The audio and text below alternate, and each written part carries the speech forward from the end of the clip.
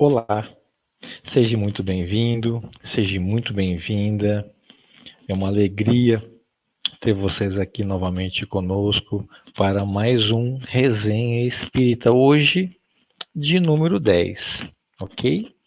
E hoje nós vamos falar sobre um assunto diretamente ligado à rotina dos centros espíritas. Vamos falar sobre uma prática não estranha, né, nos centros espíritas, e para a gente trouxe um especialista nesse assunto, né, meu grande amigo e professor Alexandre Fontes da Fonseca. Vamos estar conosco aqui para a gente poder discorrer sobre esse assunto, ok? Aqueles que já estão aqui conosco, tá? Quero agradecer já, desde já. Aqueles que estão chegando, né? Socorro tá aí já, a Pati, a Andréia, a grande Andréia está conosco também hoje. A Pati, a Marli, já chegou já. Silvinha, a Slaine também está conosco. A grande Luísa. Pessoal, Luísa, se você tiver algum probleminha no chat, alguma coisa, a questão de perguntas, tá? Também pode recorrer a ela, ok? A Chile também está chegando, a Gilda. O pessoal que está aí já, vocês conseguem me ouvir bem? Como é que está a questão do áudio? Está baixo? Está bom? Tem chiado? Como que vocês estão? A imagem eu sei que não tem como melhorar muito mesmo, mas o som tem que estar perfeito. Então, me dê um feedback aí. A Márcia chegando, a outra Márcia também, a Maria, a Sandra também está por aí. Olha o grande Mário. O Mário também está aí hoje. Vou pegar ele aqui. Grande Mário, meu amigo. Tudo certinho, Paty? Regiane também. Andréia, obrigado, viu? Ótimo, legal. Então, enquanto o pessoal vai chegando e a gente vai aguardando o pessoal chegar. Ah, que bom, Sandra. Eu gostaria de convidar todos para a gente poder fazer uma prece, ok? Tudo tranquilo? Pode ser? Então, quero convidar aqueles que já se dispõem a conosco fazer uma prece inicial e tira um pouquinho a mão do celular, do teclado, tira um pouquinho a mão do notebook, do tablet, do desktop, tira um pouquinho. Vamos dar aquela respirada funda, solta um pouco o ar e vamos nos conectar a Deus Pai Todo-Poderoso.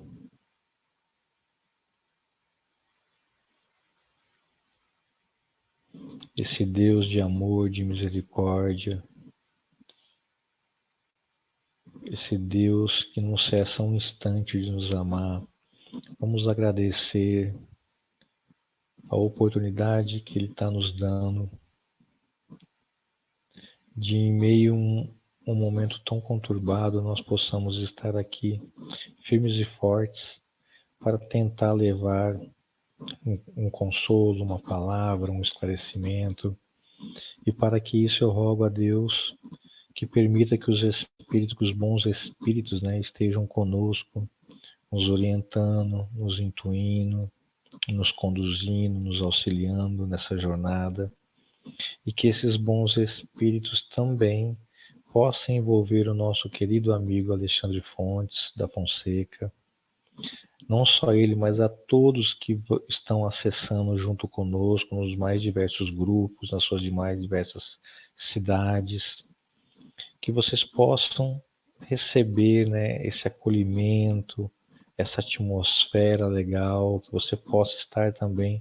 Nós vamos compartilhar com vocês e que esses bons espíritos também possam, com a permissão de Deus Pai, não deixar que aqueles espíritos que ainda insistem, né, em querer fazer o mal se achegue até nós neste momento, ok? Em nome de Deus, que Deus nos abençoe agora e sempre. Nós também estamos recebendo hoje a querida Eliane hoje. Ela tá firme e forte aí, tá? Eliane também é uma colaboradora nossa, também uma pessoa maravilhosa, assim como a Lu, e que está também no chat, e vocês podem recorrer a ela, tá? Ela, qualquer coisa também, ela pode ajudar vocês, tá? A Érica também tá por aí. A Simone hoje chegou a tempo. Quem mais? Vamos ver aqui, deixa eu dar uma olhada. Quem quiser colocar, tá, a cidade que é para a gente poder se situar, se te faz parte de algum centro também, tá? Fique à vontade a todos, ok? Pra gente já, eu recebi hoje durante o dia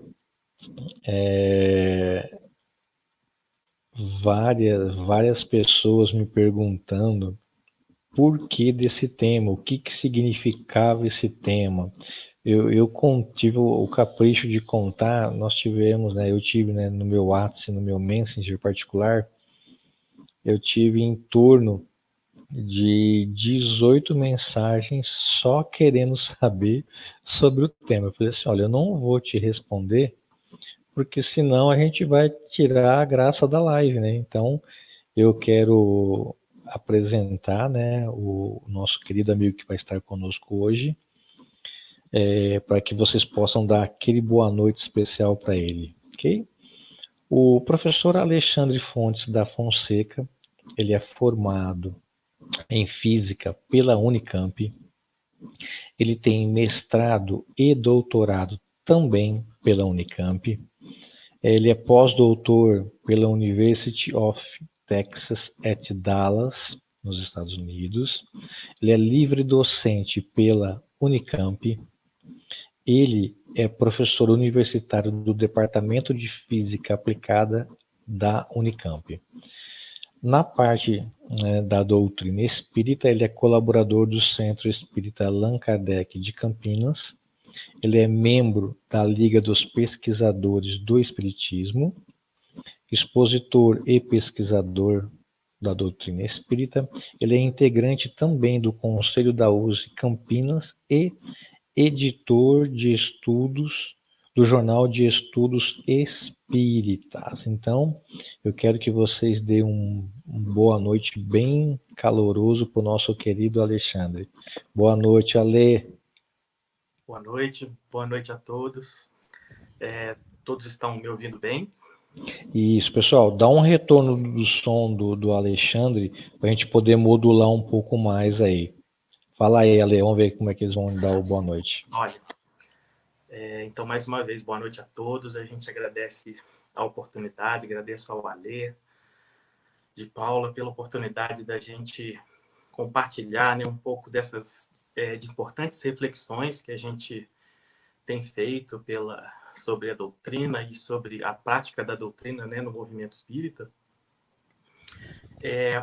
Quando o Alê conversou comigo, né, convidou a gente para participar da live, ele sugeriu o tema, e o tema não tinha o não no título, né?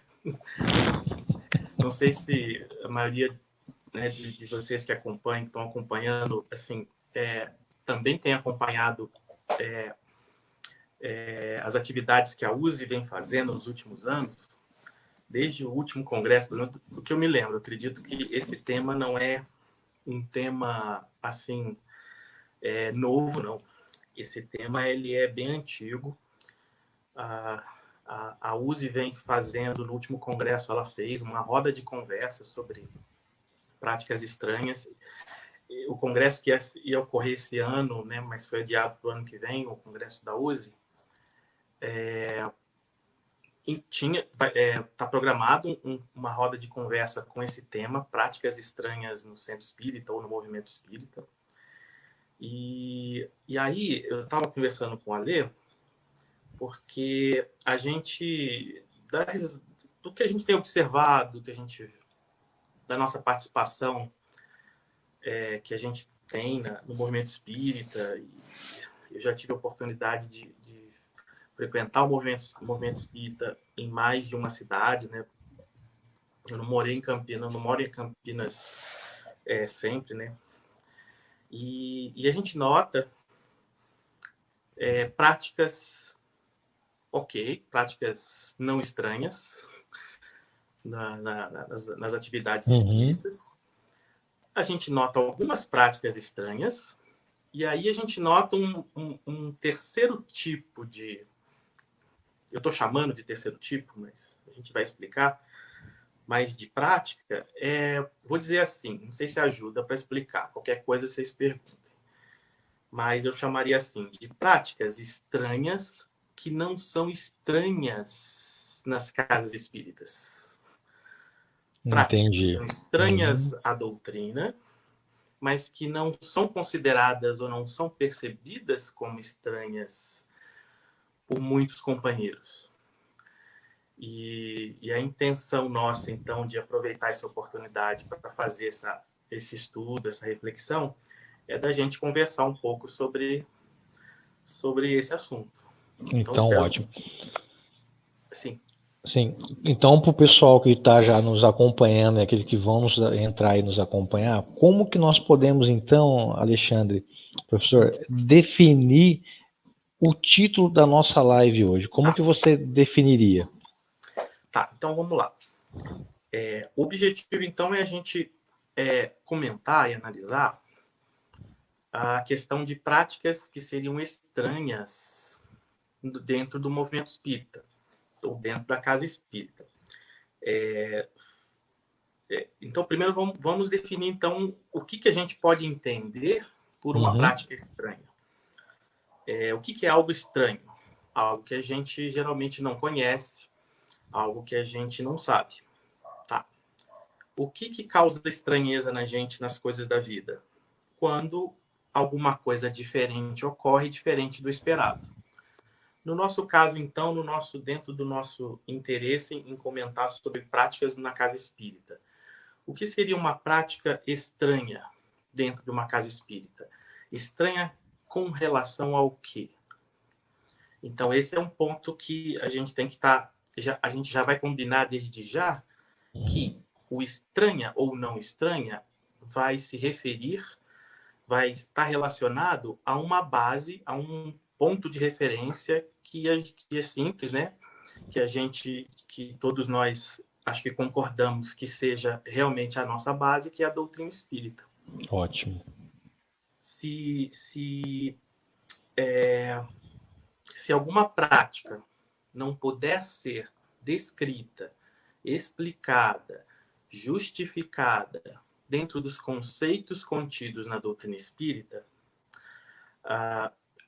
alguma coisa estranha à doutrina estará presente nessa prática. E esse é o ponto que a gente, então, vai estar analisando. E se isso é bom, se isso não é bom, e por quê. Legal. Então, pessoal, o professor já definiu já qual que é o tema. Muitos me perguntaram, viu, Alexandre, durante o dia a respeito disso. Mas como que seria? O que seria? Só que, às vezes, essa explicação, para aqueles que não têm ainda uma base, ela fica um pouco meio que ainda naquela. Então, para a gente poder aprofundar um pouco mais, que exemplos de prática estranha já são bastante conhecidos pelos dirigentes espíritas? Isto é, assim, que práticas que ainda ocorrem, né, ou mesmo que seja esporádico, mas ocorrem de algum centro, que dizem que são espíritas, mas que podemos perceber pelas essas práticas que são claramente estranhas à doutrina cunhada pelos espíritos superiores a Kardec. Isso, ótima pergunta. Ótima pergunta, porque muitas vezes o exemplo já ajuda a gente a entender melhor a ideia. Isso, perfeito. Então, sim, existe um conjunto de práticas que o estudioso espírita, mesmo aquele que já não está há tantos anos assim aprofundando a doutrina, ele eventualmente já consegue perceber que tal prática não é tão coerente com a doutrina. Aliás, essa palavra, né, eu vi que o Marco Milani entrou agora há pouco, né? Entrou uma grande abraço. A Andréia também está aí conosco. A Andréia está aí também, né? Tá. Tem um pessoal de Campinas que eu vi os nomezinhos aí, então um abraço para todos e para todo mundo também. E o Marco gosta muito de lembrar a gente a importância da coerência doutrinária. Uma prática estranha, a gente pode dizer que é uma prática incoerente com a doutrina. E aí vou dar alguns exemplos. Por exemplo, o uso de imagens de santos ou de personalidades mediúnicas para ilustrar algum ar de religiosidade. Uso de amuletos para dar sorte, para ter coisas boas na vida. Por exemplo, outra coisa também que não precisa muito nem explicar. Eu já ouvi falar que antigamente, até em Campinas, já existiu, talvez, não sei se existe ainda, mas já existiram centros que o salão para palestra, por exemplo, de um lado sentavam-se os homens, do outro lado as mulheres. Faziam esse tipo de separação. Aqui em Rio Preto tem um local assim. Que faz, né? Assim, é uma prática que não encontra justificativa na doutrina espírita. Que mais? O uso de roupas especiais, vestes especiais para qualquer tipo de atividade doutrinária ou assistencial, em nome ou pela casa espírita. O uso de adereços, assim, pano branco, né? Mesa branca, a mesa tem que ser branca, o pano tem que cobrir a mesa de uma reunião mediúnica, por exemplo, com essa cor, com aquela cor. Nada disso tem respaldo, assim, doutrinário. A gente pode...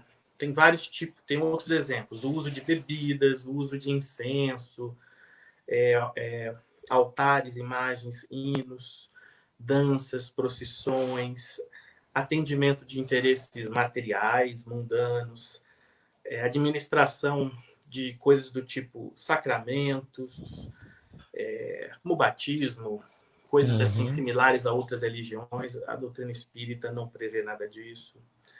Então, são alguns exemplos de práticas que são, digamos assim, mais que eu chamaria de mais óbvias para aquele companheiro, companheira que tem se dedicado a estudar, a conhecer a mensagem da doutrina espírita. Então, não sei se alguém quer perguntar alguma coisa, quer fazer um comentário. Eu tenho o chat, ele vai funcionar assim, Ali. Se tiver alguma coisa relacionada com a sua fala, a gente vai trazer. Eu tenho uma aqui já, tá? Da Silvinha. Eu vou colocar aí para você ver também, ó. Boa noite. Cromoterapia, cristaloterapia, entre outras práticas espiritualistas, não devem estar presentes nos centros espíritas, ou podem quando estão fora dos dias das reuniões públicas, como eu já vi. Obrigado. Boa noite, Silvinha. Então, essa também, esse é um bom exemplo de uma prática que é estranha à doutrina espírita. É uma prática que não é prevista nem descrita pela doutrina. Então, em princípio, não há razões para que o movimento espírita faça uso da mesma. Quanto ao valor delas, a eficácia, seja como tratamentos, ou seja como for, né? Isso depende dos especialistas, depende da ciência. A gente não entra no mérito, nem entra no mérito da intenção, que, em geral, é muito boa. Sempre. As pessoas não fazem isso assim para prejudicar o próximo, pelo contrário, a intenção é sempre ajudar. Agora, é uma prática estranha a doutrina? Dentro desse conceito de que ela não tem base nem suporte pela doutrina.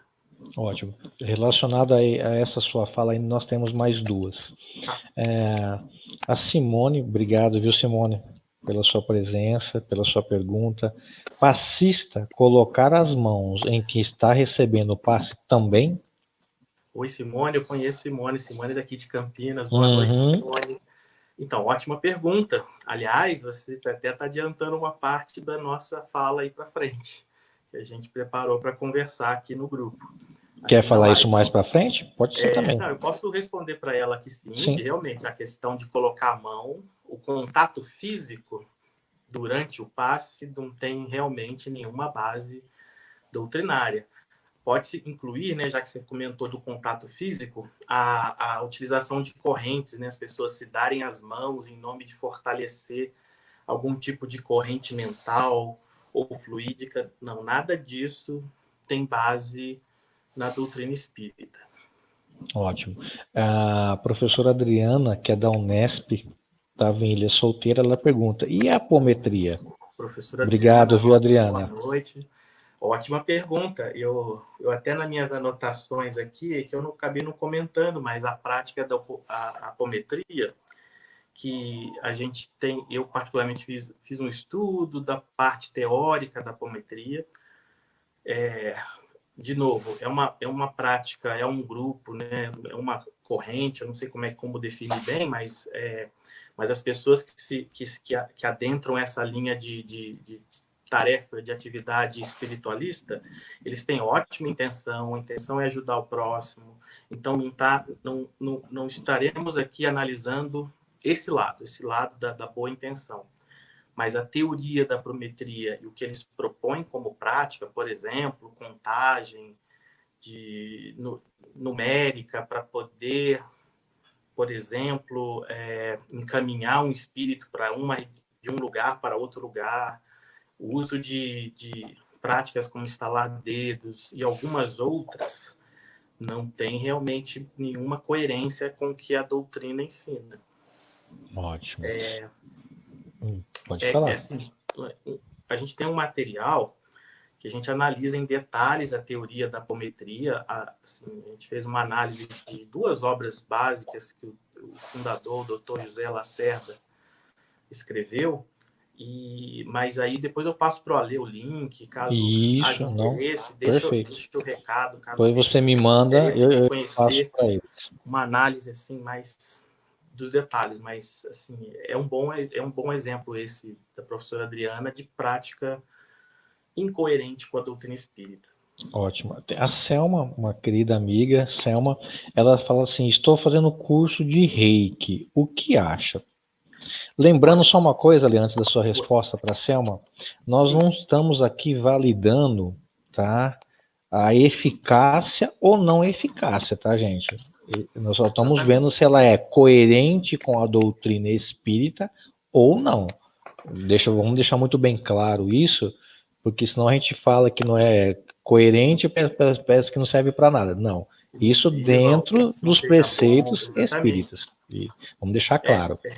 Eu não conheço em detalhes a teoria do Reiki. Eu não sei dizer assim em detalhes os pontos divergentes. Agora, é possível que seja assim. Eu acho que talvez, primeiro, não é proibido ninguém conhecer nenhuma outra prática espiritualista. Ninguém é proibido, pelo contrário. Se há interesse, vá, conheça. Mas procure fazer isso. Se você também trabalha no movimento espírita, se a pessoa é espírita e se dedica ao trabalho espírita, mas tem interesse em alguma outra dessas atividades ou práticas, compare o que a doutrina diz com o que a teoria do Reiki ou da apometria diz e aí pondere. Se você vai atuar no movimento espírita, é coerente, é mais coerente a gente não misturar os conceitos. E vice-versa. Se você vai atuar no Reiki, também atue de modo coerente com o grupo, senão a gente bagunça. Porque o que a gente vê muito hoje no movimento é pessoas flertando, né, querendo forçar a barra, né, trazendo para o movimento. E nós temos uma pergunta do nosso querido Marco Milani, pergunta ao Alexandre se ele acha que a adoção de discursos cientifistas, no caso da física quântica, né, etc., sem base doutrinária alguma, é uma prática estranha? Marco, gratidão, viu, pela sua presença, pela sua participação. Não, ótima pergunta. Só que ela vai entrar no segundo bloco. Então, pera aí, Marcão. Segura então aí, Marco. Segura aí. Então, nós estamos falando dessas questões, dessas práticas, né? E a gente citou a apometria, reiki e tudo mais. Me fala uma coisa, Ale. Eu acho que a maioria também quer saber também.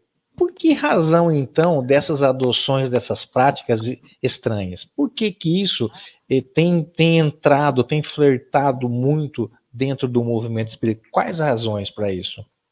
Olha, uma delas, eu escuto em palestras, assim, nos vídeos, agora que a gente tem no YouTube, a gente tem acesso a elas, eu escuto o Raul Teixeira sempre lembrar. Muitas dessas práticas estranhas têm acontecido no movimento espírita porque o espírita, em geral, não vamos só sobrecarregar os dirigentes, mas todos nós, vamos colocar assim para ficar mais justo, assim, não apontar dedo para ninguém, né? Nós temos deixado de aprofundar justamente na obra que é a referência, na obra que serve de base e referência para a nossa prática espírita. O que a gente diria de um médico que não estudou a medicina e vai atender a gente no hospital ou no consultório? Ou se a gente vai contratar um engenheiro para fazer uma obra, para construir uma casa, um viaduto, que não tenha conhecimento, que não aprofunde, não estude a sua disciplina, os conceitos da sua disciplina. Ou um advogado que não conheça as leis, não conheça as regras do meio jurídico, de como que as coisas acontecem. Assim, incoerente totalmente. A gente na nossa vida social já não faz isso. Por que no meio espírita a gente também não se dedica, procura, né, se dedicar uma parte do nosso tempo a conhecer melhor, a aprofundar na nossa base, que é a doutrina espírita, para que a gente possa justamente estar atento às práticas que a gente faz em nome dela. Então, uma razão é esta. Outra razão, uma razão é essa, a falta de estudo, de aprofundar, de ler, refletir, trocar ideias. Um outro ponto, que esse é mais sutil, é que é como as pessoas, em geral, pensam que podem valorizar a doutrina espírita. Porque uma coisa é certa, a pessoa que conhece a doutrina, se afiniza com ela, surge um sentimento, uma vontade de trabalhar com ela, de divulgá-la, de contribuir para que mais pessoas também aproveitem dos benefícios que a doutrina nos traz.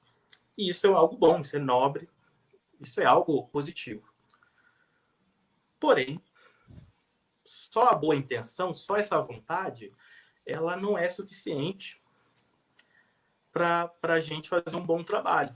Às vezes, a boa intenção, ela pode gerar dificuldade. Vamos fazer um parênteses com a situação da epidemia. Por que os hospitais não aceitam voluntário de qualquer... Porque, assim, pessoas querendo ajudar não devem faltar. Mas por que os hospitais não vão pegar assim? Então, vem me ajudar aqui.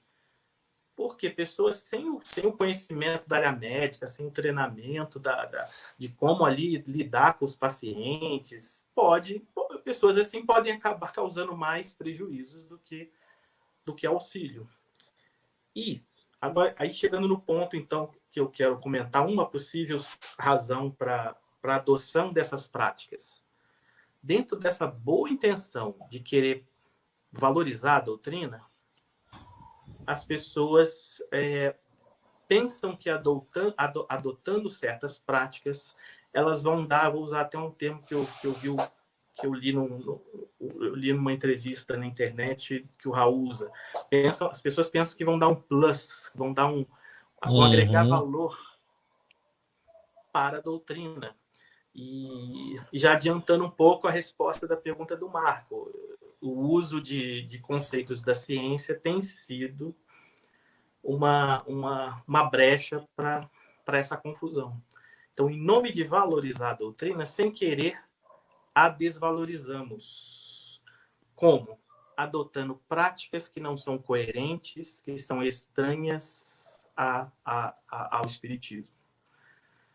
Então, a questão do estudo é importante, mas a reflexão, a importância de ir com calma, de, sabe, não querer deixar o entusiasmo tomar conta na hora de decidir práticas espíritas na casa espíritas é algo que a gente, se puder sugerir aos dirigentes e trabalhadores, a gente faz. Ótimo, perfeito, Ali. A Rita de Cássia Nardi, ela faz uma pergunta que está ligada à tua fala agora. Sim. Tudo isso poderia ser chamado de rituais, o que não há dentro da doutrina espírita? Então, um exemplo, o que não está cabendo na doutrina, podemos chamar de ritual? Acho que é isso que ela quer saber. Uma boa pergunta. Eu não sei do português o conceito de ritual. Se significa... Deixa eu olhar aqui rápido no Não, pode ficar tranquilo. Fica tranquilo. Estou com o computador ligado. Olha, o Google me diz o seguinte: ritual é um conjunto de gestos, palavras e formalidades, geralmente imbuídos de um valor simbólico, cuja performance é usualmente prescrita e codificada por uma religião ou pelas tradições da comunidade. Bom, a doutrina espírita, ela busca um dos propósitos da doutrina: tornar naturais conceitos, fenômenos que antigamente eram de domínio do sobrenatural, do místico, do maravilhoso. Nesse sentido, a doutrina tem feito, como ela está, a forma como ela está codificada, ela representa um trabalho de avaliação do que é acessório, do que é essencial. Nisso, uma série de simbolismos deixaram de ter importância.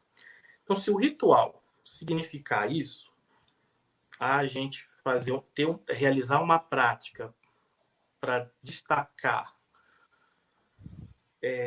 um símbolo religioso, o que seja, algo com forma, gestos, palavras, formalidades, como está na definição, a doutrina não, ela ensina que a gente não deva se preocupar com isso. Ótimo. Mas, se a gente chamar do ritual, por exemplo, a gente abriu a live com uma prece inicial, o Ale fez uma prece inicial. Os grupos espíritas geralmente abrem um estudo, um trabalho com uma prece inicial. Isso seria um ritual? É um gesto, parece uma formalidade, mas é um gesto em que a gente usa palavras e pensamentos, todos juntos elevamos o pensamento na hora da prece. Mas qual que é a diferença disso para um ritual simbólico, meramente? A doutrina, ela ensina para a gente que a prece nos aproxima Sim. o pensamento e o sentimento dos bons espíritos, de Deus, se a gente quiser também interpretar assim. Então, não é que é uma prática ritualista, mas é uma prática com uma base e uma explicação e uma finalidade bem claras no contexto espírita. Então, a gente, se alguém chamar isso de ritual, não sei se alguém chamaria o gesto, né, a utilização de preces no começo e no final de uma reunião, se alguém chamar isso de ritual, a diferença é que para outros rituais religiosos é que na doutrina existe uma explicação. Tanto que a gente tem na doutrina, a gente tem muito forte a recomendação que a nossa fé seja raciocinada e não cega, meramente cega. O que já é um distintivo, eu não sei se outras religiões, eu desconheço. Pode ser que existam outras religiões que também surgiram a fé raciocinada. Me lembro que na live do Marco Milani sobre o passe, sim. Vocês comentaram sobre o exemplo do Jesus e o centurião. Eu assisti depois a gravação. Isso, perfeito. Foi eu que falei ainda. E essa é uma passagem muito interessante, né? Eu vou aproveitar ela agora. De novo, o pessoal deve estar lembrando da história, né? O centurião, Jesus, acho que entra em Cafarnaum, e um centurião se aproxima e tem um servo muito querido dele, doente em casa. Ele se aproxima de Jesus, pede ajuda, E Jesus, não sei, se levanta ou diz que, ok, vamos lá. Jesus concorda em ajudar o servo. E o centurião diz, não preciso o senhor ir na minha casa. Aí o que o centurião faz? Ele compara Jesus com a situação dele. Ele era um sargento, um líder de uns 100 soldados, né? Um centurião antigo. Isso, perfeito. Se não for exatamente isso, mas é algo assim. É um militar que tem à disposição um número de soldados, e ele disse, eu digo a um, faz isso, digo a outro, e ele faz.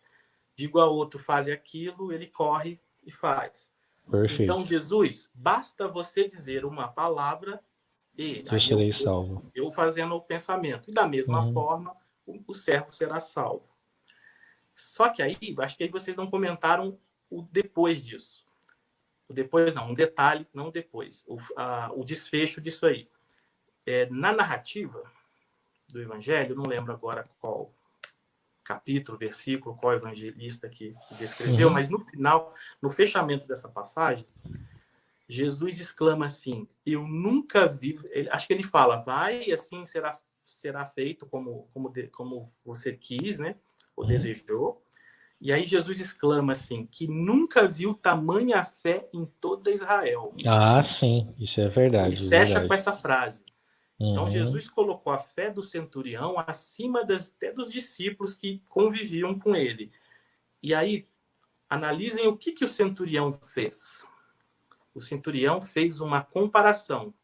E fazer uma comparação não é um raciocínio? Sim. Não é a gente fazer uma analogia? Fazer uma analogia não é um raciocínio que a gente faz no dia na vida para explicar as coisas ou para entender como que algo é possível?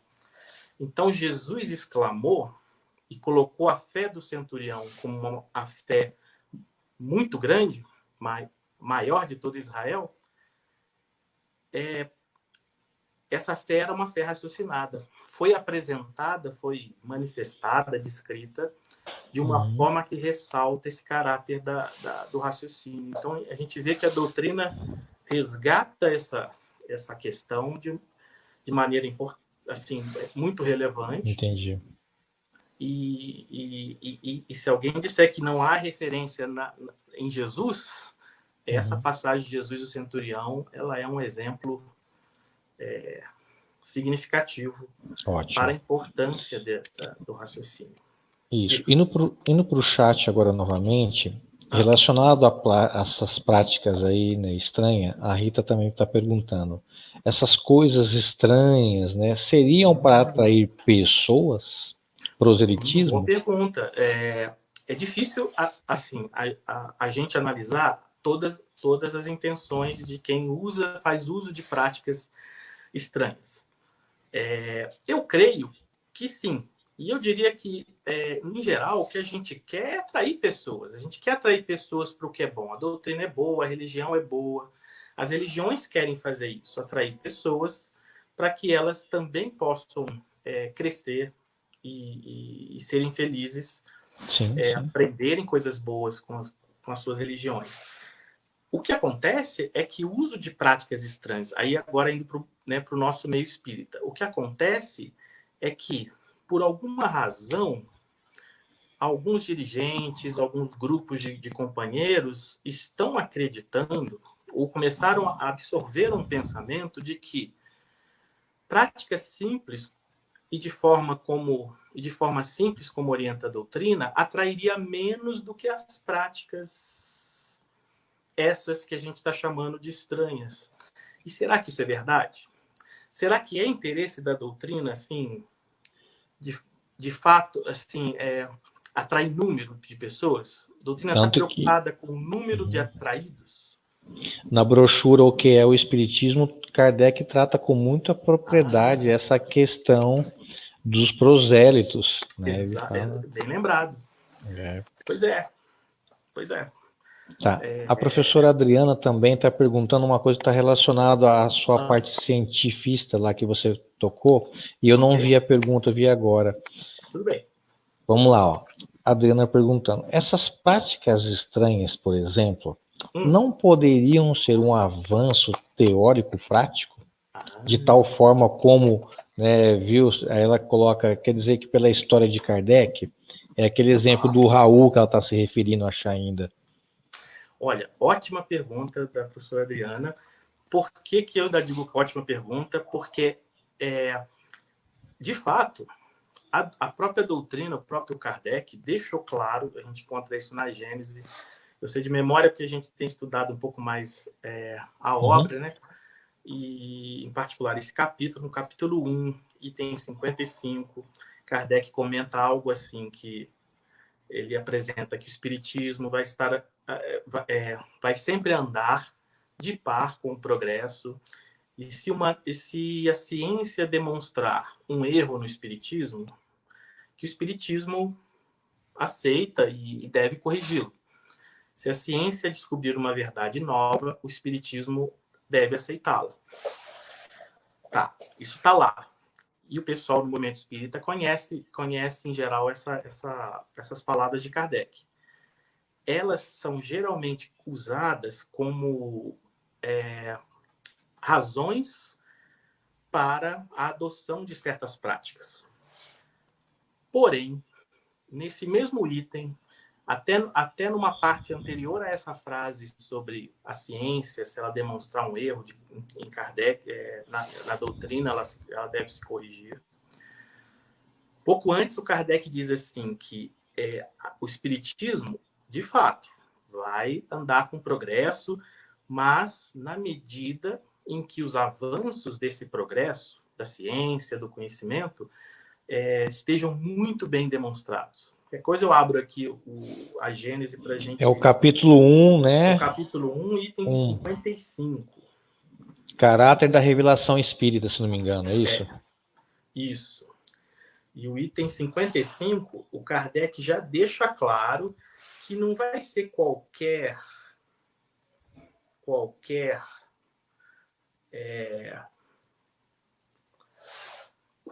novidade. Estou abrindo aqui que, peraí. O espiritismo jamais será ultrapassado, porque se novas descobertas lhe demonstrarem um erro, num ponto ele se modificará. Se uma nova verdade se revela, ele aceitará. Tá. Muito bem. Aí, deixa eu achar outro pedacinho aqui. Peraí.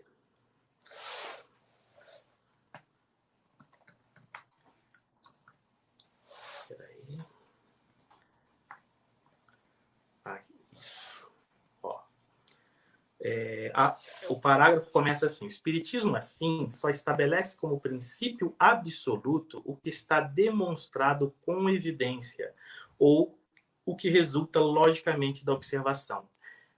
Nessa frase, que parece simples e é bem fácil da gente entender, nela reside a falta de cuidado dos companheiros que permitiram a adoção de práticas estranhas. Porque eles só deveriam ter permitido se essas práticas estranhas tivessem sido demonstradas com evidência serem verdades, ou se elas resultassem com muita lógica da observação de fatos. E todas essas práticas algumas não são da alçada da própria doutrina, então elas têm que aguardar que a ciência ou outras áreas do conhecimento as desenvolvam. E outras não têm assim, evidência real nenhuma. Ou uma terceira saída, que é uma das razões assim que as pessoas pensam que é científica, mas não a prática dá certo. A pseudociência, né? Isso.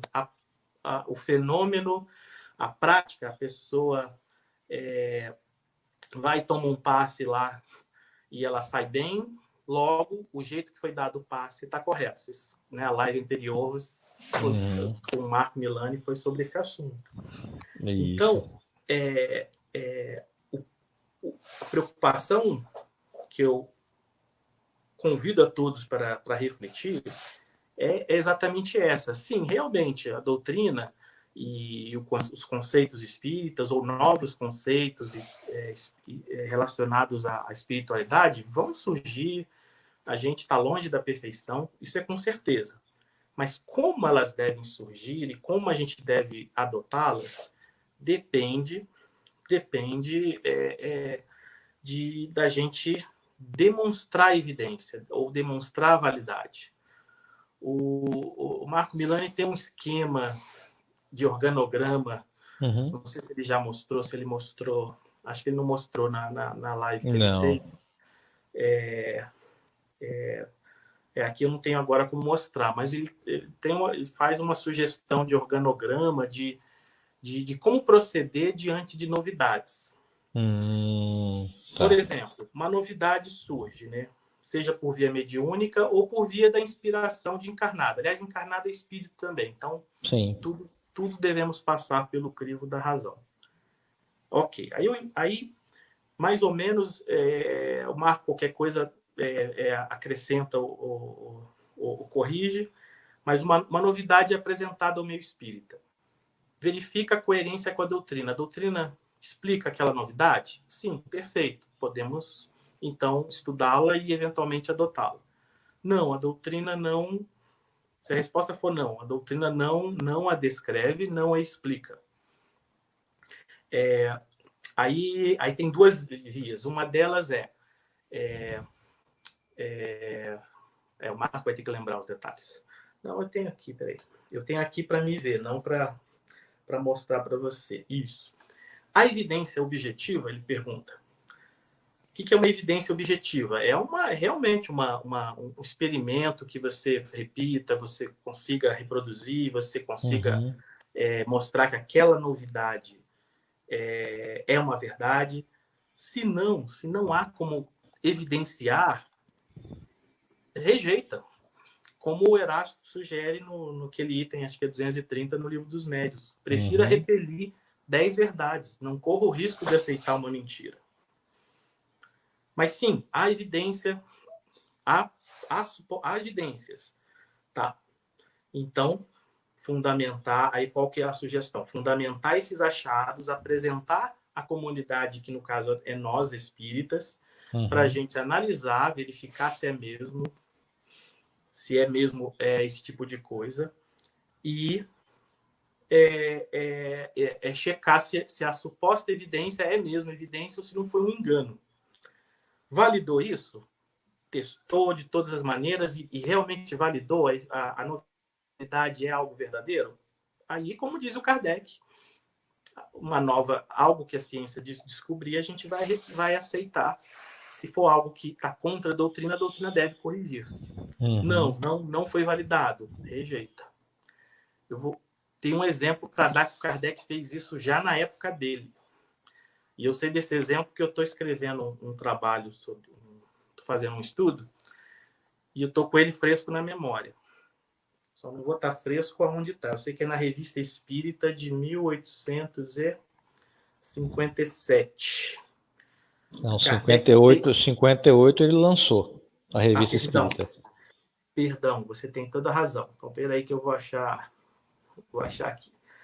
67, 67. Desculpa, você tem toda a razão. Olha só.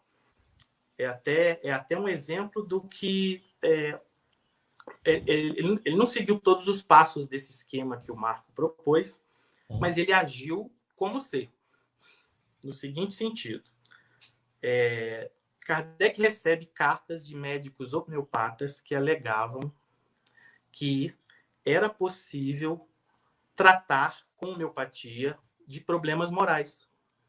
Fraquezas, desvios morais, arraio. Isso, eu já li esse artigo, Então, quem já passou uma vez, quem já uma vez viu, vai lembrar.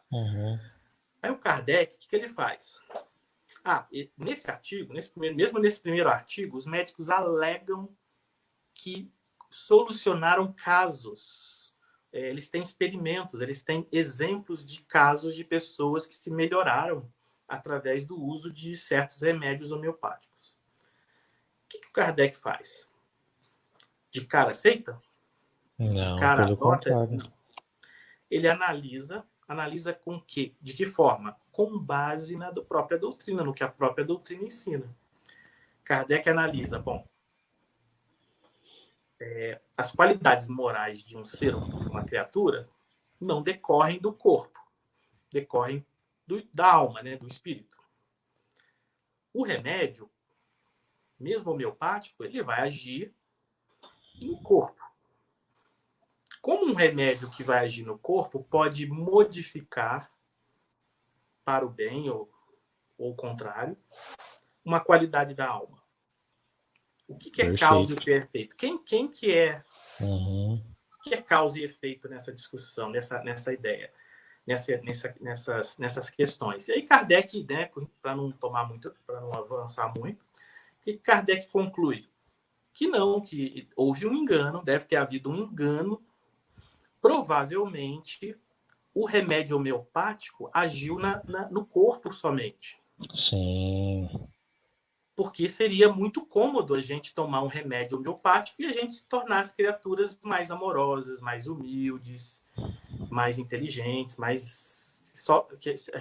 seria fácil demais desenvolver virtudes tomando o remédio.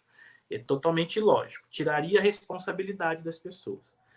Meses depois, um desses médicos insiste com Kardec, escreve, e Kardec de novo argumenta, e ele faz dois comentários. O primeiro, porque o outro médico insistiu que conseguiu obter bons resultados.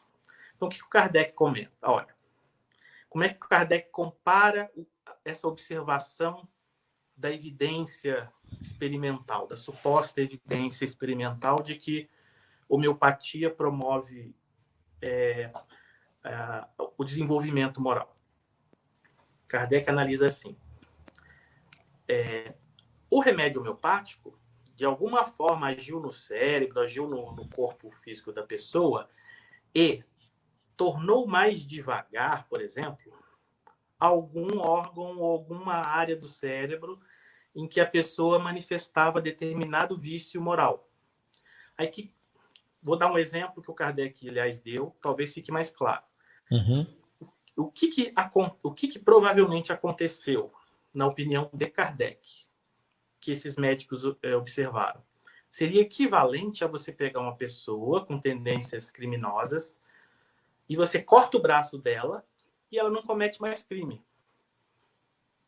Ela se tornou uma pessoa melhor porque os braços lhe foram cortados? Não. Mas ela parou de cometer crime. Então, é isso que o Kardec analisa e argumenta. Provavelmente, os fatos relatados pelo médico lá, médico que o escreveu, são desse tipo. A homeopatia agiu de alguma forma em algum órgão da manifestação de determinada característica das pessoas, a personalidade das pessoas tratadas, que as reduziu, de alguma forma diminuiu a capacidade dessa manifestação. E isso foi confundido como um avanço moral, quando não foi. Sim.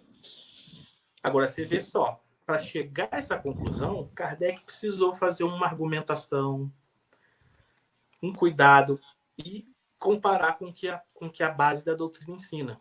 As qualidades morais e de inteligência são da alma, não do corpo. Isso. Do mesmo aí, modo Kardec, também, né, que ele abranda um exemplo, os ciúmes, eu posso também, com um remédio, colocar ciúmes na pessoa também, né? Poderia teria causar o contrário, exatamente. E aí o Kardec termina o artigo, o segundo, né, os comentários dele, fazendo o seguinte, fazendo uma proposta. Propõe ao especialista médico que publicasse um tratado experimental de curas morais pela homeopatia, para que, sabe, a questão para satisfazer essa questão do esquema lógico, do esquema lógico que o Marco propôs, para satisfazer a seguinte questão: as evidências, elas são de fato evidências, né? A gente pode reproduzi-las, confirmá-las, validá-las? Então, Kardec propõe ao médico homeopata que ele faça isso, porque até onde a gente pode analisar com base na teoria espírita, ele fez.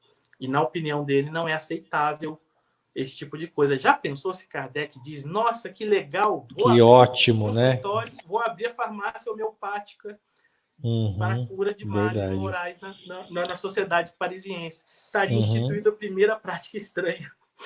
Aliás, falando sobre práticas estranhas, o chat tem algumas questões, algumas são meio Vai, que né? são meio apimentadas aqui. Vamos lá. Opa. Primeiro, a nossa querida Eliene. Eliene, obrigada pela presença e sempre força, viu? Ela diz o seguinte, professor: sempre vejo dizerem que os centros espíritas não fazem indicação de medicamento, a não ser água fluidificada. A questão é, e a pomada do vovô Pedro? Eu tô Sobrou pro lendo. vovô Pedro. Pois é, eu já ouvi falar dessa pomada e, de novo, é esse o propósito da doutrina? Oferecer para o ser humano soluções materiais? Assim. Mas vá lá, supondo que pela história dessa pomada, ela veio por via mediúnica, até onde eu sei. Sim. Se eu estiver Uhum. enganado, me atualize. Tá, mas vamos dizer que veio lá uma mensagem com uma fórmula. Como é que a gente faz no mundo material? A gente não tem que testar, a gente não tem que fazer. Como é que estão fazendo a vacina? Vamos aproveitar o exemplo da situação atual do Do coronavírus atual para poder quadro aí. liberar uma vacina. O pessoal está correndo e não tem previsão de antes de 2 anos você ter uma vacina que você possa confiar, distribuir para as pessoas. A gente não tem. Então, como é que... Vocês lembram do caso que lá em São Carlos, a USP, uma pessoa bem intencionada produziu uma droga, que eu esqueci o nome, para tratar câncer, funcionou em Câncer. animais, e aí Uhum. as pessoas começaram a ficar lá, indo lá pedindo para obter a droga, aí virou caso de justiça. Sim, No sim, sim. final, o segmento científico demonstrou que a droga não tinha tanto efeito assim com seres humanos, que era arriscado alguém parar o Esse que ele tratamento alegava que era o laboratório que não queria produzir em que não alta queria. escala, né? Com uma coisa do tipo. Pois é. E até onde eu sei, o resultado final foi que aquela droga não era eficiente em seres humanos. Então, a situação sobre a pomada vovô Pedro. Tá, alguém recebeu mediunicamente. Vamos supor que a gente receba lá uma nova receita. Tá. Primeiro, já não deveria ser, já não é o objetivo da doutrina, mas vamos dizer, você recebeu. Você quer fazer o que com aquilo? Ou joga, ou faz como Erasto disse, guarda na gaveta, aguarda aquela condição das comunicações espontâneas em vários lugares, se for mesmo uma Uhum. revelação espiritual que seja importante, que a espiritualidade considere importante para a gente receber, não vai ser porque um pôs na gaveta que a humanidade Uhum. vai deixar de receber. Sim, com Mas certeza. o que uma pessoa que conhece, então, química, ou é médico, ou é especialista, deveria fazer? Observar a fórmula e testá-la, e fazê-la passar minimamente, pelas regras e critérios da área médica. Sem fazer isso, é altamente arriscado, sem contar que é talvez até crime oferecer isso com alguma promessa de cura ou de tratamento. Então é Ótimo, algo perfeito. arriscado, inclusive perante a lei, né? Talvez Uhum. quem conheça melhor a lei Ótimo. humana que comente, mas então eu diria não só prática estranha, mas arriscada do ponto de vista da Tá. lei. Tem uma outra pergunta que Sim. aliás, duas pessoas, a Márcia e a Aline perguntam: Ah, professor, cirurgias espirituais seria estranho? olha, a doutrina espírita prevê a mediunidade de cura. A gente encontra lá no livro dos médiuns. Mas se a gente for estudar o livro dos médiuns, a gente vai notar que a mediunidade de cura não é prevista com o uso de instrumentos cirúrgicos ou com o uso de coisas materiais. Ela é apresentada como um tipo de mediunidade em que aquele que a possui, só com imposição das mãos, consegue obter resultados assim até mais rápidos, bem rápidos, né, de cura. Se existe, a questão é se isso não é algo comum, não é uma modalidade de mediunidade que a gente Sim. encontra em todo lugar. Mas encontrando alguém que seja médium de cura, em que a gente possa observar e companheiros assim conhecedores de experiência na doutrina espírita possam acompanhar e de fato atestar que através da imposição de mãos desse companheiro ou companheira curas ocorrem, curas materiais ocorrem, a casa precisa bom, você não vai desperdiçar, você tem um médium de cura, o que precisa fazer é a direção da casa programar muito bem como vai realizar esse tipo de coisa. Por quê? Porque falou em cura, você forma multidões, é uma situação não muito fácil de lidar quando envolve cura de doença física. A gente até acho que já pode inferir que o fato disso ser pouco comum já significa que não é esse o propósito que a espiritualidade deseja que o movimento espírita se dedique. O objetivo da doutrina é o progresso moral, através da reforma, né, da transformação moral de cada um, e não exatamente a cura. Mas, em princípio, eu vou, assim, que fugiria do tema muito, né? Mas se você encontrar realmente um médium que seja de cura, não seria uma prática incoerente com a doutrina, porque ela está lá. O como ela vai ser feita, como que você vai montar o local, como você vai organizar as pessoas, aí tem que tomar um cuidado bastante, usar muito bom senso, consultar as leis, ter médicos junto para não configurar prática ilegal da medicina ou de cura. Então você precisa, se acontecer, tem que fazer um planejamento muito, muito sério para você satisfazer tanto a lei dos homens para isso, quanto a orientação doutrinária da simplicidade e que a doutrina orienta. Não, ótimo. Que exemplo ainda a gente pode ilustrar para o pessoal, para ficar mais palpável, né? Dessas práticas estranhas mais sutis, ou simplesmente que não são percebidas, às vezes, Ale, como tal. Porque às vezes a pessoa que não tem um conhecimento, às vezes ela não percebe isso. Pois é, exato. A gente já conversando aqui 1 hora, a gente ainda não entrou no não estranhas, né, do tema. Pois é. Vamos dar alguns exemplos. Eu vou dar um exemplo. Eu separei alguns, não quer dizer que sejam todos, viu? Assim, certamente existem mais exemplos. Mas vou dar um exemplo que eu já vi companheiros espíritas proporem, convidarem, e sem muita reflexão. Já vi uma vez pessoa assim dizer que era importante, que é a seguinte: olha, tais grupos religiosos no mundo combinaram que às 16 horas eles vão orar pela paz mundial. Vamos nos juntar às 16 horas, às 18 horas da tarde ou às 19. Vamos lá juntar, vamos fazer a prece junto. Mas, 18 horas, hein? Não pode falhar. Pois é. A prece é uma coisa natural, a doutrina ensina. A doutrina ensina que quanto mais pessoas estiverem com pensamento elevado, vibrando o bem, melhor. Bom, vamos todos produzir bons fluidos. Mas a questão do horário não é uma questão que a doutrina faça muito caso, que a gente tenha horários assim muito certos de fazer a oração. E nesse caso da oração assim com hora marcada, em nome de que o mundo inteiro vai estar orando, eu não sei se vocês vão lembrar comigo, né, que o mundo é dividido em fusos horários. Então agora são 10 horas da noite aqui, mas em algum lugar do mundo é 18 horas.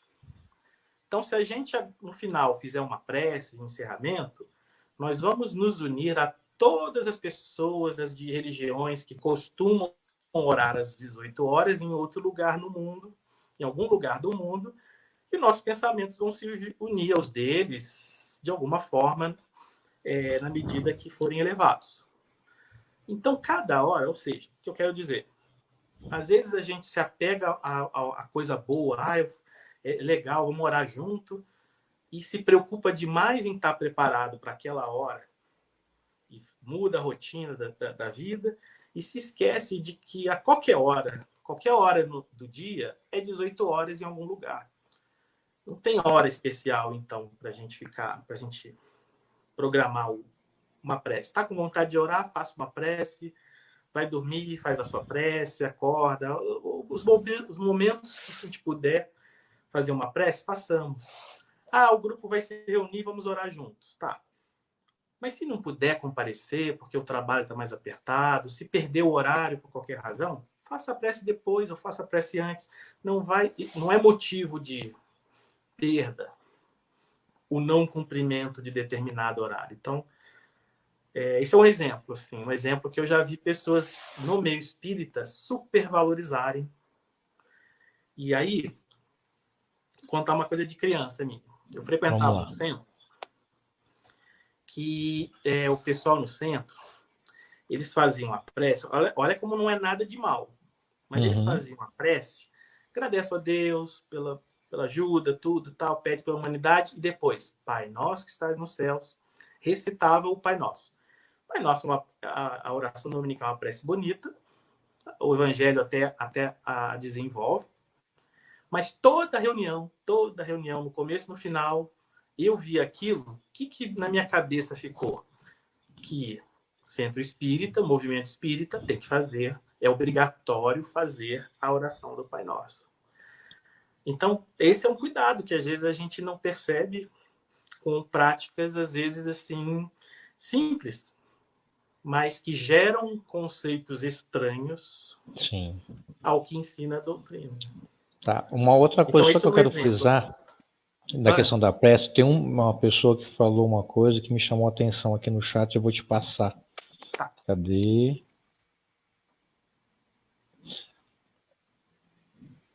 Você consegue ver?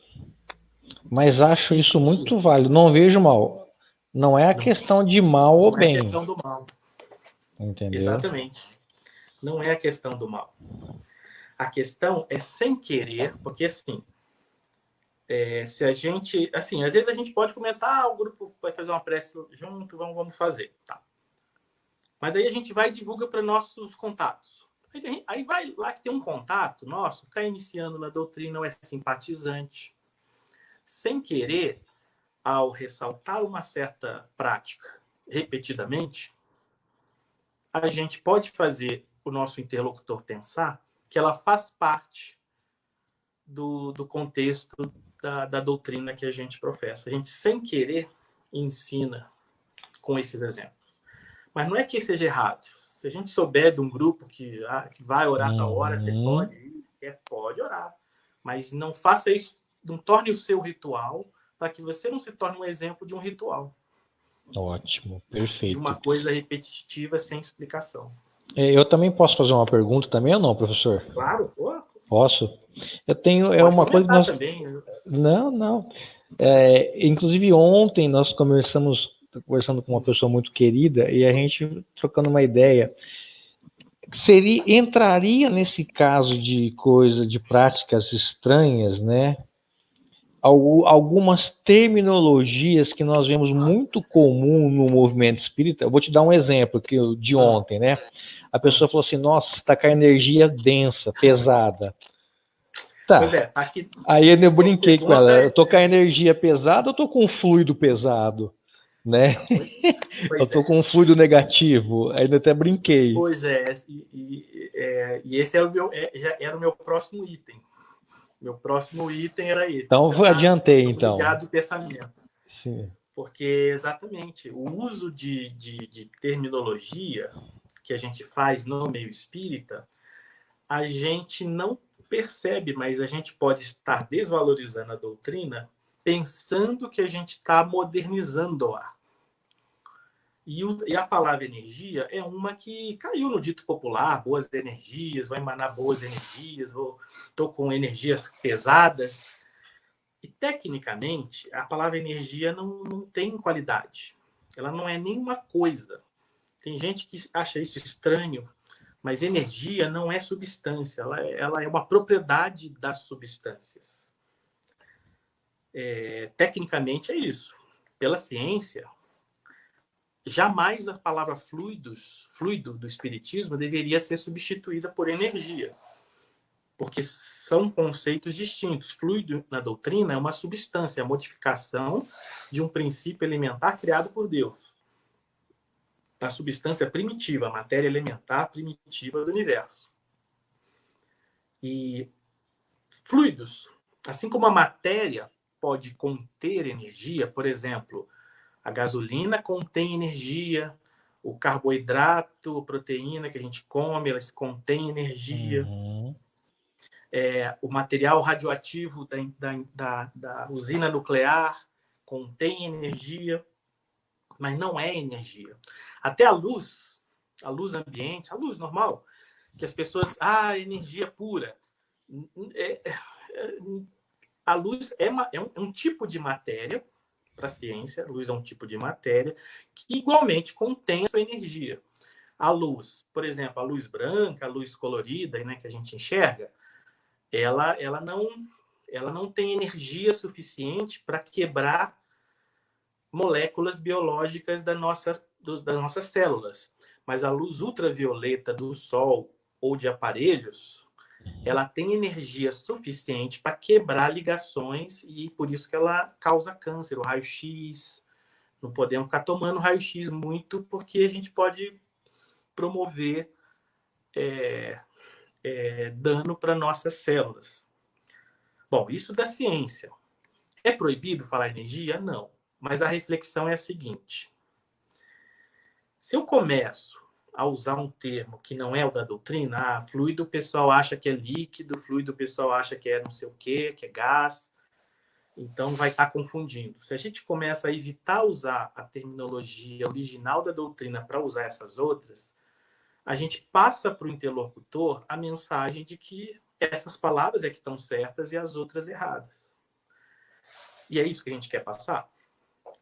E não é uma prática estranha? Por exemplo, os médicos não usam a sua linguagem, o seu jargão, os engenheiros, quando o engenheiro vai passar para o mestre de obras, eles não têm uma linguagem própria da área. Os advogados, enfim, todos os profissionais das suas áreas, eles não têm as suas palavras, os seus termos em que eles se entendem muito bem naquilo que eles precisam produzir e trabalhar. Por que o espírita tem que gostar de palavras de fora da doutrina? É uma prática estranha, porque não tem justificativa nem científica, nem doutrinária. Vou dar um outro exemplo de palavra assim. Ectoplasma. A palavra ectoplasma foi criada por um médico, Charles Richer, que trabalhou com fenômenos de efeitos físicos. Pelo que eu soube, ele conhecia a doutrina espírita, mas não aceitava a hipótese de existência de espíritos.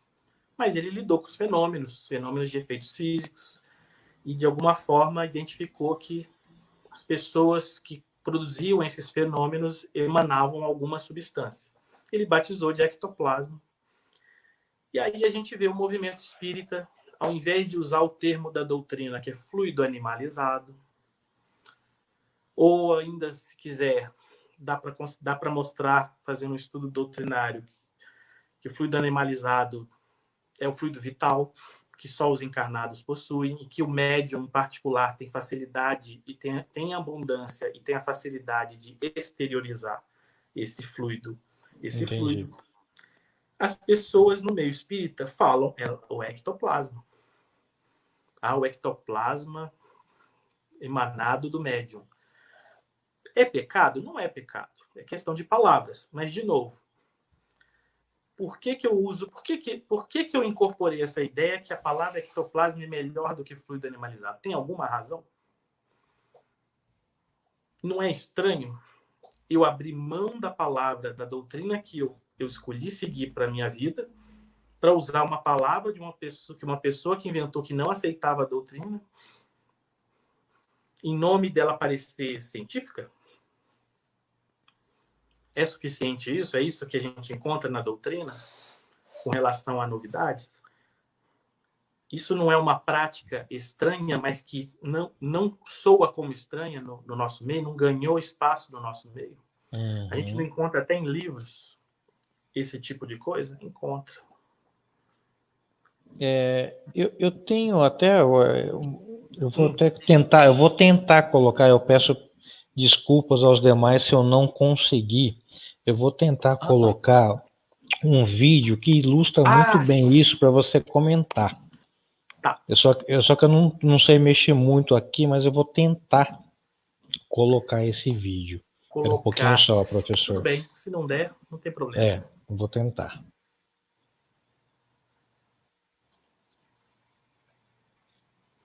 Você teria que compartilhar a tela, né? Isso, eu vou compartilhar a tela agora. Eu vou ver para a gente poder analisar juntos aqui. Tá.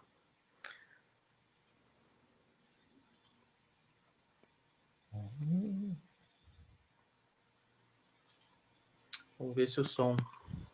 Isso, eu vou ver se eu consigo.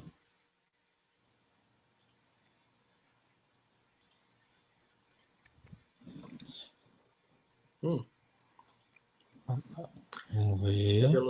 Se a internet Deixa eu permite. ver. Isso. Deixa eu ver se eu consigo para vocês terem uma...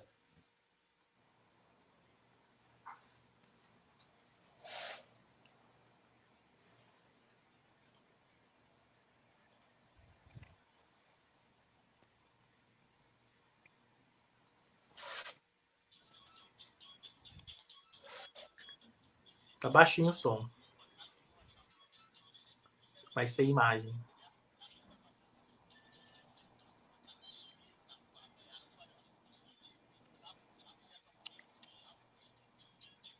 Não deu, né? Não deu, tudo bem. É um vídeo que ilustra... Será que vai dar? Não. Não tem problema, não. Mas é um vídeo que ilustra assim, muito... Não deu para colocar, professor. Não consegui. Não tem problema, não tem problema. Mas é um vídeo que ilustra essa coisa da gente, pela prática e repetição da prática, a gente transmitir para gerações futuras que a prática mais válida é aquela que a gente pratica, né?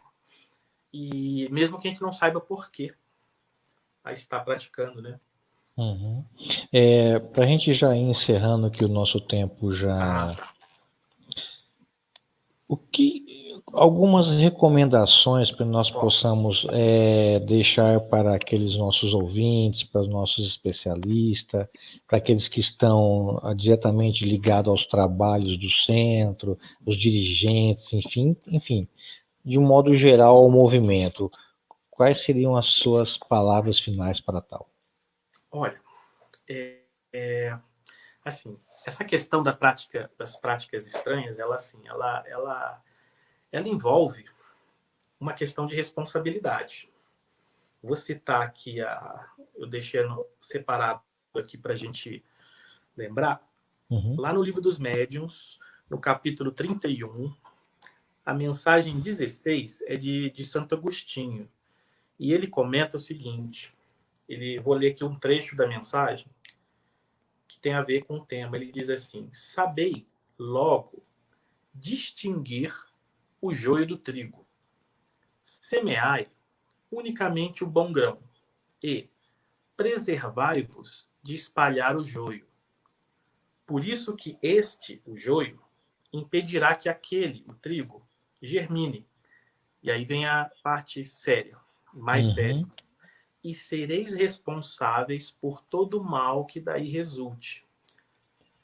De igual modo, sereis responsáveis pelas doutrinas más que porventura propagueis. Então a gente vê aqui, Seríssimo. nesse trechinho, uma recomendação do Santo Agostinho que, assim, na minha opinião, ela encaixa no tema. Procuremos zelar pela nossa prática espírita para que a gente, sem querer, não se responsabilize por conceitos, práticas menos importantes acabem sendo propagadas, seja em nome da doutrina, ou seja simplesmente para desviar os adeptos ou as gerações novas dos adeptos do propósito maior da doutrina, que é o crescimento nosso espiritual. E nisso não tem outra maneira, a gente precisa se manter estudando, aprofundando no conhecimento doutrinário, para que a gente tenha consciência de que tudo que está sendo feito sob a nossa responsabilidade está de acordo com a doutrina. Desde das práticas mais simples, quanto dependente do tipo da prática, né? E, em particular, prestar atenção nessas que são mais... nessas que talvez a gente não está percebendo, a gente fazer uma avaliação. Por exemplo, será que tudo que a gente diz, faz, pratica na casa espírita, tudo que a casa espírita oferece de material, de atividade, tudo pode ser explicado ou descrito pela doutrina espírita?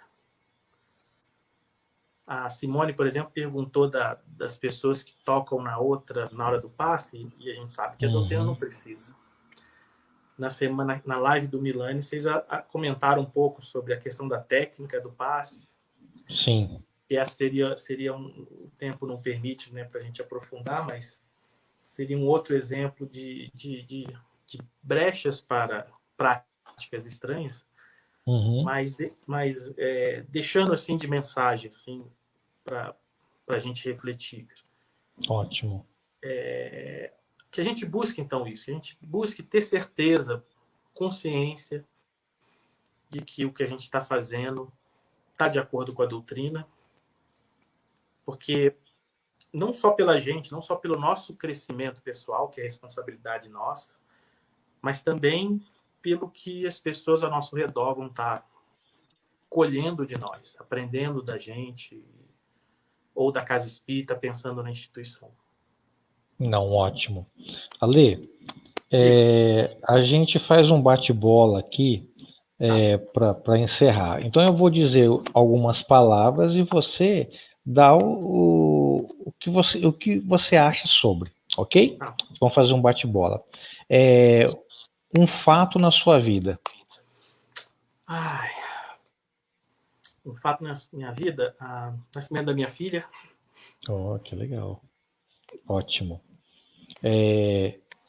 Deus. O Criador, Pai. Jesus. Um mestre e amigo. Kardec. Kardec. A caridade através da fé raciocinada, eu diria assim. Opa. Caridade através do estudo. Que legal. Que legal. Um desejo. Um desejo? A paz mundial. Paz, assim, né? Tá. Olha, como é de praxe, a gente deixa a prece final, né? Que não é um rito, tá? É apenas uma comunicação com Deus, né? Um agradecimento, né? Questão 659 aí, para quem quiser dar uma olhada no Livro dos Espíritos, tá? Não é prática estranha. Isso, não. Eu queria deixar a seu critério para você nos presentear para fechar essa noite, ok? Tá bom. Pode começar? Claro, à vontade, pode ficar à vontade. Ok. Senhor, Mais uma vez agradecemos a oportunidade desta noite, deste encontro, embora virtual, mas verdadeiro, em que pudemos trocar ideias, ver e ouvir alguns companheiros, amigos, e mais que isso, pela oportunidade da gente conversar e refletir sobre a doutrina espírita. Senhor, ajuda-nos a pôr em prática tudo isso que a gente aprende, tudo isso que a gente está lendo, que a gente colhe das reflexões doutrinárias do Evangelho. Ajuda-nos a vivenciá-las, tanto para o nosso aprimoramento pessoal, quanto pelos que estão ao nosso redor. Rogamos, Senhor, muita paz a todos, ao nosso mundo. Nesses momentos de epidemia, muitos estão em sofrimento, muitos estão ansiosos.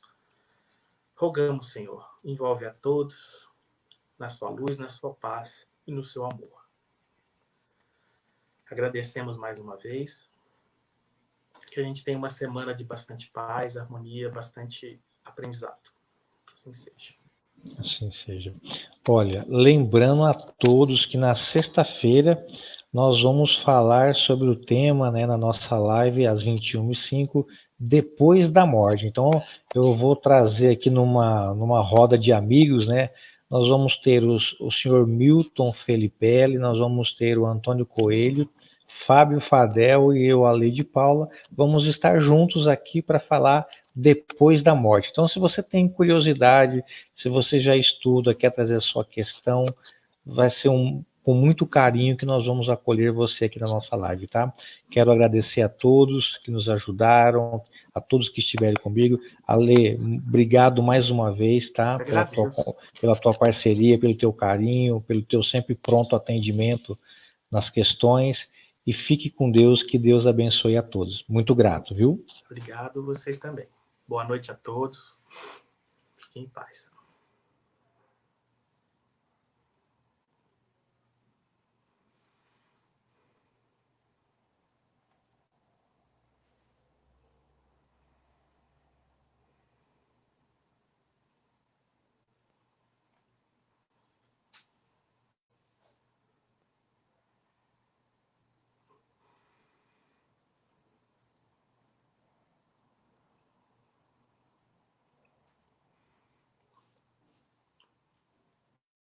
Aqui é só desligar?